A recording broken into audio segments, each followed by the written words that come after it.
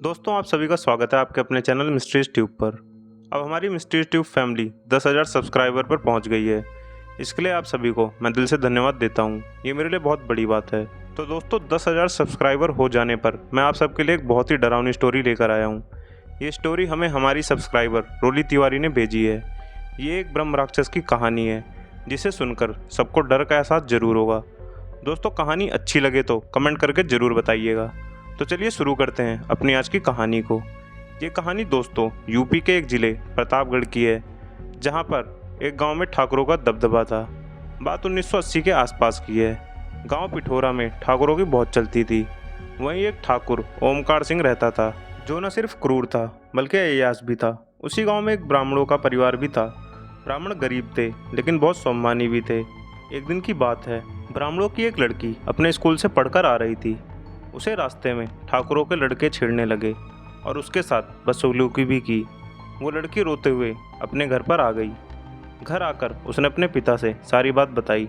अपनी लड़की की बात सुनकर उसके पिताजी आग बबूला हो गए। उन्होंने अपने परिवार के सभी मर्दों को इकट्ठा किया और वो ठाकुर ओमकार सिंह के घर चल पड़े, क्योंकि वो लड़के ठाकुर ओमकार सिंह के घर के ही थे। वहाँ जाकर लड़की के पिता ने ओमकार सिंह को सारी बात बताई और अपनी लड़की के साथ हुई बदतमीजी के लिए माफ़ी मांगने को कहा। पर ओमकार सिंह तो था ही अव्वल दर्जे का बदतमीज इंसान। माफ़ी मांगने की बजाय उसने उल्टा लड़की के पिता से मारपीट शुरू कर दी। ब्राह्मणों ने भी अपनी पूरी ताकत से लड़ाई की। दोनों तरफ के लोग घायल हुए। जख्मी हालत में ब्राह्मण अपने घर आ गए और उस बात को वहीं ख़त्म कर दिया, क्योंकि उनके मन में संतोष था कि कम से कम उन्होंने ठाकुरों से लड़ाई तो की थी, उनके सामने झुके नहीं थे।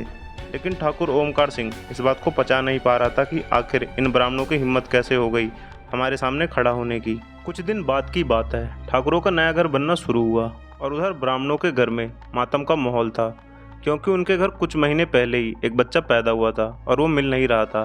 ब्राह्मणों ने खूब खोजा उसे, पर बच्चा कहीं नहीं मिला। उधर ठाकुर अपने नए घर में खूब हवन यज्ञ करवा रहे थे। इस घटना को 18 साल बीत जाते हैं दोस्तों। 18 साल से सब कुछ शांत था। ठाकुर ओमकार सिंह अपने कमरे में बैठकर खीर पी रहा था। वो खीर को जैसे ही खाने चलता है, उसे खीर से ऐसी बदबू आती है जैसे किसी के सड़े हुए मांस से आती है। वो खीर को वहीं रखकर नौकरों पर चिल्लाने लगता है कि ये कैसा खाना बनाया है। नौकर उसके कमरे में आते हैं, उस खीर को चखकर देखते हैं, पर उन्हें खीर से कोई बदबू नहीं आती। ठाकुर ओमकार की पत्नी भी आकर खीर को चखती है, पर उसे भी कोई बदबू नहीं आती। ठाकुर ओमकार सिंह को कुछ समझ नहीं आता। फिर जैसे ही वो खाना छोड़कर पानी पीने चलता है, उसे पानी से भी बहुत दुर्गंध आती है। वो पानी भी नहीं पी पाता।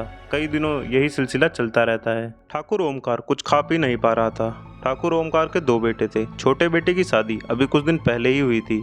उसके छोटे बेटे की पत्नी अजीब हरकतें करना शुरू कर देती है। वो सबसे बदतमीजी से ही बात करती थी, सभी का नाम लेकर और तू तड़ाक से ही बात करती थी। सभी को लगा कि शायद उसकी दिमाग की हालत ख़राब हो गई है। वो रात होते ही निर्वस्त्र होकर सारे घर में घूमने लग जाती थी।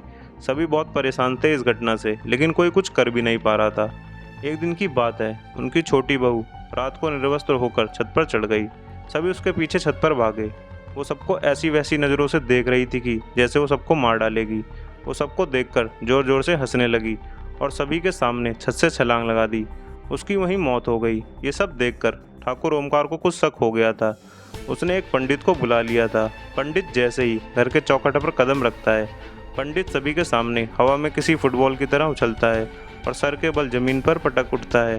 पंडित को सब वहाँ से उठाकर हॉस्पिटल ले जाते हैं। वो पंडित बचा या नहीं, ये कोई नहीं जानता। अब ठाकुर ओमकार के घर पर कुछ भी सामान नहीं रह गया था। अब सभी के खाने में सड़े मांस की बदबू आने लगी थी। खाने में कीड़े पड़ जाते थे। पानी सबके सामने ही खून में बदल जाता था। सामान अपने आप टूटकर गिर जाते थे। और अब उसके बड़े बेटे की बहू ने भी वही हरकतें करना शुरू कर दी थी जो छोटी बहू किया करती थी। कुछ दिन बाद उनकी बड़ी बहू भी एक चाकू से अपना गला काटकर सबके सामने अपनी जान दे देती है। ठाकुर ओमकार समेत सारा घर समझ गया था कि ये किसी प्रेत आत्मा का प्रकोप है। काफ़ी तांत्रिकों को उन्होंने अपने घर बुलाया, पर कोई भी तांत्रिक वहाँ ज़्यादा देर तक टिक नहीं पाता था।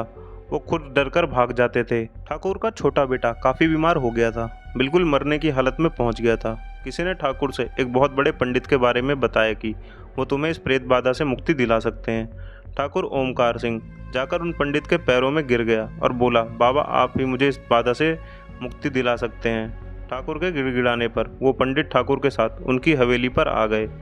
आते ही पंडित को एहसास हो गया था कि ये कोई छोटी मोटी शक्ति नहीं है जिस पर आसानी से काबू किया जा सके। पंडित ने वहाँ जाकर यज्ञ करना शुरू किया। वहाँ दिन रात भगवान का नाम जाप होने लगा। कुछ दिन तक सब सामान्य रहा और छोटे बेटे की तबीयत भी कुछ सुधरने लगी।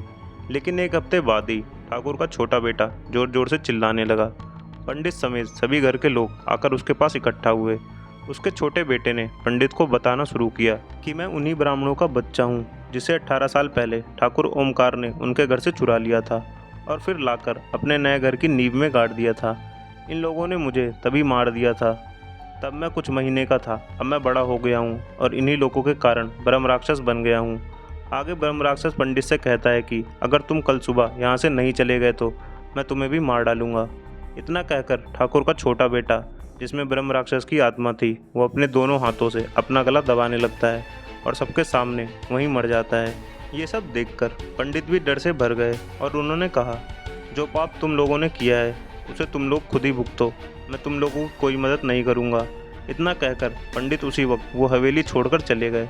ठाकुर ओमकार कहीं न कहीं पहले से समझ गया था ये सब क्यों हो रहा है, पर अपना पाप छुपाने के लिए वो किसी को कुछ बता नहीं रहा था।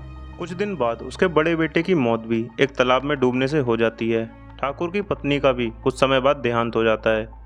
ठाकुर के पूरे शरीर में कोढ़ हो जाता है। अब उसके पूरे घर में सिर्फ ठाकुर और उसके बड़े बेटे की बेटी ही बची थी। ब्रह्म राक्षस ने उन दोनों को क्यों नहीं मारा, कोई नहीं जानता।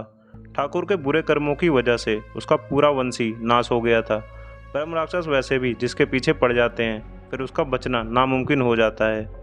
तो आज की ये कहानी यहीं ख़त्म होती है दोस्तों। अगर आपको कहानी पसंद आई हो तो वीडियो पर लाइक और चैनल को सब्सक्राइब जरूर कर देना। मिलते हैं एक और कहानी के साथ, तब तक के लिए आप सभी को मेरा नमस्कार।